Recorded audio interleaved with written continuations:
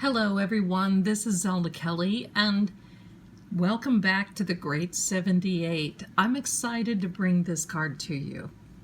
She is one of my favorite cards. There's a lot of different little hidden things in there and we're going to go over each and every one.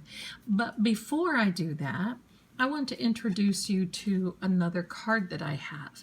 Now it is the same card, the High Priestess. But this is, you see that? You see that? This is a 3D card. I don't know if I like that or not. But there are so many elements that are missing. You see, the columns are different. The face is different. There's not a lot of things. There's the crescent moon, but the blue robe is not the same. There's a lot of things that are not the same. And the reason that I'm telling you this is, someone asked me why we use the Rider-Waite deck for this particular series. And it's for this reason. When you're learning the tarot, I want you to have all of the information and then some. Some of it you won't even need, you may not need, or you'll love to have it. But I just thought, you know, I got a deck of the major arcana that is all 3D like this. I'm not sure if I like them. What do you think? Let me know. I don't know. I don't know. So anyway, I wanted to show you that because there's a lot of missing elements, you see. So without further ado, I want to get into this card. Now, we talked about the Magician the last time. That was the key was number 1. That is right here. That's the key. This is the key number 2. The Magician is about the conscious, but the High Priestess is about the subconscious mind. I love that part because if you're into the laws of attraction and you're manifesting, this is an excellent card. That and the Empress is an excellent card for you to use while you're doing your manifestations, if you do that sort of thing. This is a card in which represents not only meditation, but spiritual enlightenment. And this card basically tells us that there is a lot of spirituality that can manifest in your mind. And if you hear my kitty in the background, I'm so sorry, but I can't pause my camera, and we're on a roll. So I'll try to drown that out for you. My apologies. Okay, but we're live here. You know, for those of you who have animals, I mean, there are children, right? Okay, so back to the High Priestess. She actually is a very quiet and a very patient energy. She observes. So let's get down to it. Her main color, obviously, is blue. The Hebrew letter is Gimel, or Gimel. The letter associated to her is a number 3. The astrological sign is a moon. The alchemy sign is silver and or water. And here we go with the musical note, the G sharp. Now someone asked me why musical notes are associated with the tarot. Numbers are associated with the tarot. Numbers are associated with music and everything that we do. It is that for that reason that you can resonate with one of these cards. So this musical note for this particular card is a G sharp. Now there are other things, that attributes that you can associate with this card if you're reading, and that is you can heighten your intuition. This is a feminine energy, although this energy can be either for a male or a female. It can mean that someone is hiding something from you, that there are some secrets. It also can mean that someone has a good memory. It can be the opposite of peace and or strife. And it also means that there is sacred knowledge involved with this. So I think this is a beautiful, beautiful card. And with all this meditation and spiritual enlightenment, it brings us to these two columns. Now, these two columns here, one is black and one is white. This letter, the white one, stands for Jakin or Yakin, and that means he will establish. And the B stands for Boaz, which means his strength. So you could read it as he will establish his strength, or his strength will be established when you read with this card. I think that's pretty cool. This also represents the yin yang, okay? It means that there's a harmony and that opposites attract. It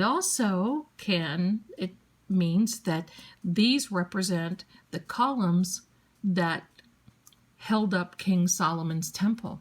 That's pretty interesting, isn't it?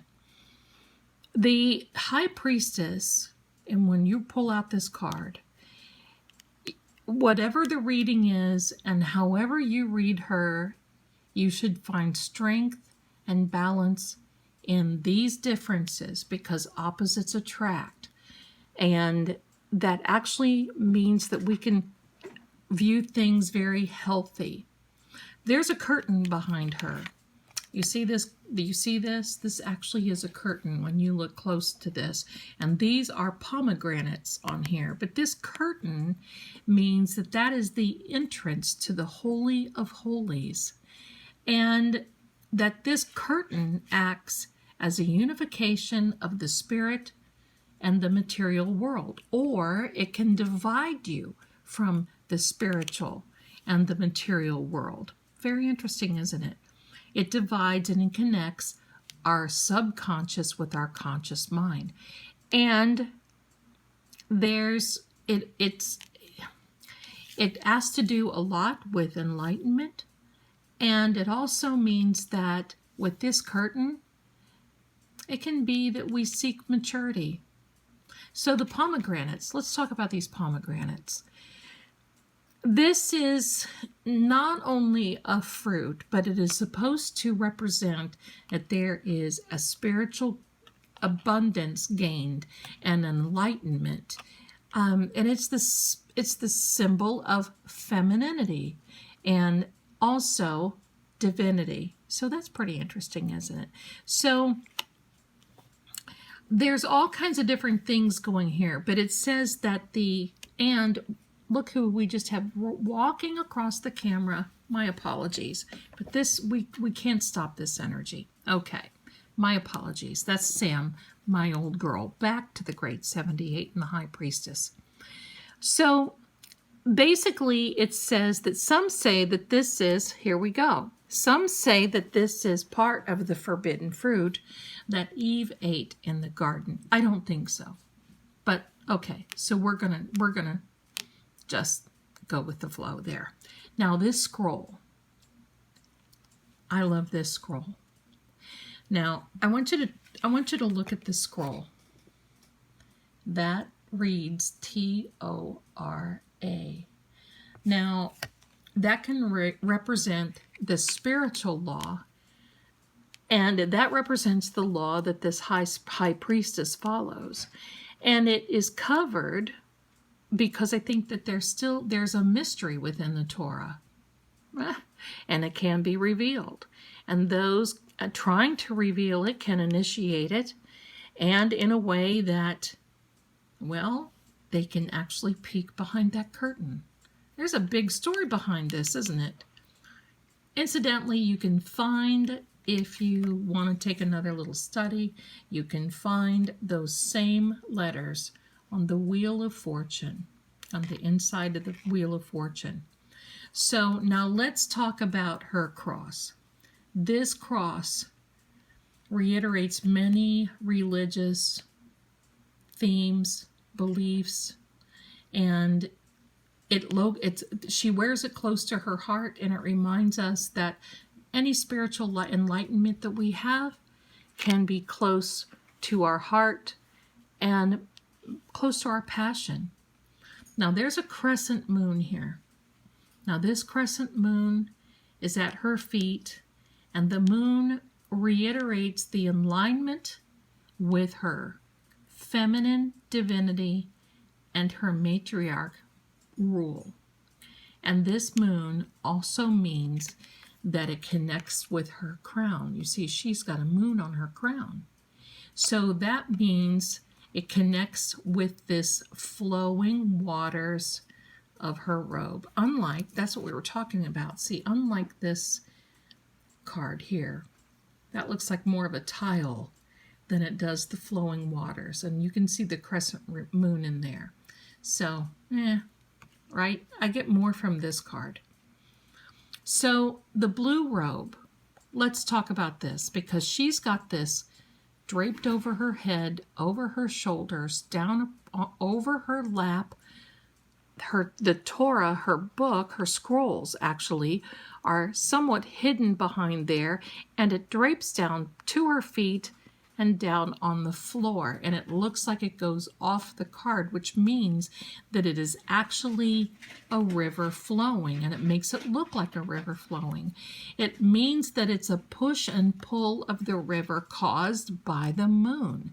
Now, you know how the moon says that it affects water, right? That's the biggest thing. So I've got to say that this source, and pardon the kitties, they found a box. With this illustrates the abundance and the power that in spiritual enlightenment can bring, with this push and pull of this water, and the water can be seen throughout many other of the tarot cards. So her energy flows through these other cards. I love that, don't you? Let me see if I can find one quickly. Yes, here's the moon, and you see the water flowing through many of the other tarot cards. It's a very excellent, it's an excellent thing. Now, here is we talked about the Torah, and here is the Wheel of Fortune. You can see that, T-A-R-O. So that also means, and we'll get to this card, that also means this is a spiritual. There are still some hidden things. There's still some things we don't know on this earth. And that goes true to this day. We don't know it all. So in the tarot reading, I love this little gal. In our tarot reading with her, now we talked about, do we do reverse, or we do upright, or we do upside down or reverse? And I read upright. So when you read upright, it can basically mean that you're all about the subconscious mind and you're dealing with divine wisdom. So in a reading, this can be an encouragement to trust your own intuition, your own gut feeling, and basically says, be still and trust yourself. Believe in your insight and act upon your feminine energy regardless of what your regardless of what your gender is. This upright priestess or high priestess means that you can actually nurture your plans, and that you can actually ask or have someone out or seek someone to collaborate with you and listen. And it basically, this card means really listen. It is a subconscious card. Listen. Now, last and not least, it is the reversed. And I'll tell you, with that reverse card, guess, you're blocking your spiritual enlightenment. You're blocking what's good for you. You're blocking everything that is coming to you. You're blocking what you deserve to have and that you're working on. So let's say this. If you are using the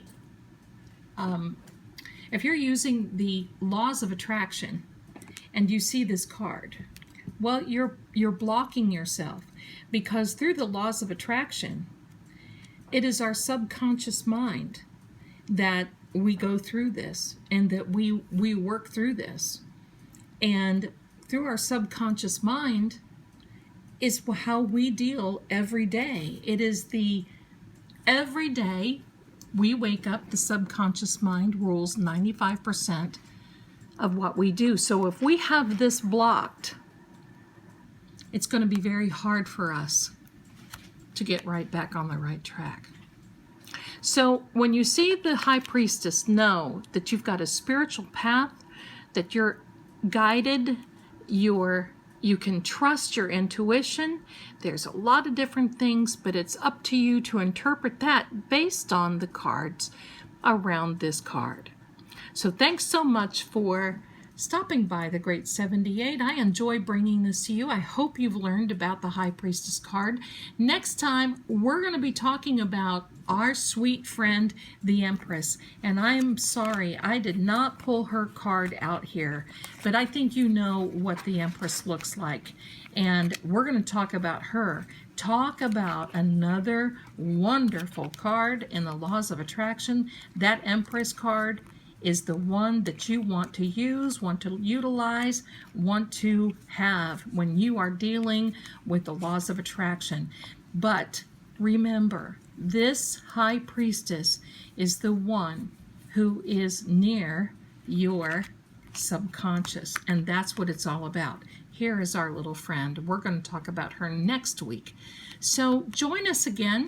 I appreciate you being here. Thank you for being patient with my kitties. But you know, when you're on a roll, you're on a roll. Thanks again, and I'll see you next time on the Great 78. Bye for now.